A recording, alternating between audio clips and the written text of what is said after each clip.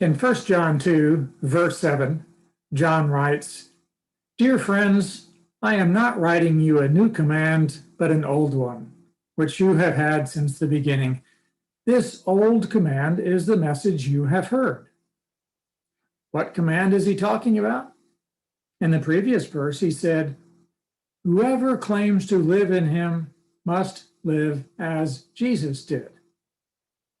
Now, Jesus' way of life could be summarized as love for God and love for others. Jesus said that those were the two most important commands, the ones that were behind all the others. These were found in the law of Moses. So when John says that we should live in the way of love, he's not saying anything new. This is the way it was supposed to be from the very beginning. We've heard this before, John says. John is not inventing things or coming up with new requirements. But he says in verse 8, "I am writing you a new command. Its truth is seen in him and in you, because the darkness is passing and the true light is already shining." So, what is new about John's command? It is that this way of love is seen in Jesus. It is not buried in a list of obscure commands in Leviticus 19 about not using two kinds of thread in the same cloth. It is new because we can see it more clearly, because Jesus, the light of the world, has appeared, and he shows us how to live. If we are in him, John says, we will live the way he did.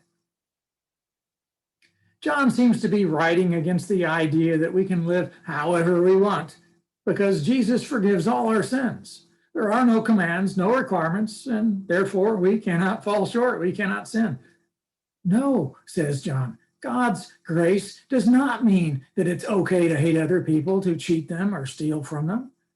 There is such a thing as sin, and we should try to avoid it, even though, as he's already said, we all fall short, we need to confess, and Jesus forgives us.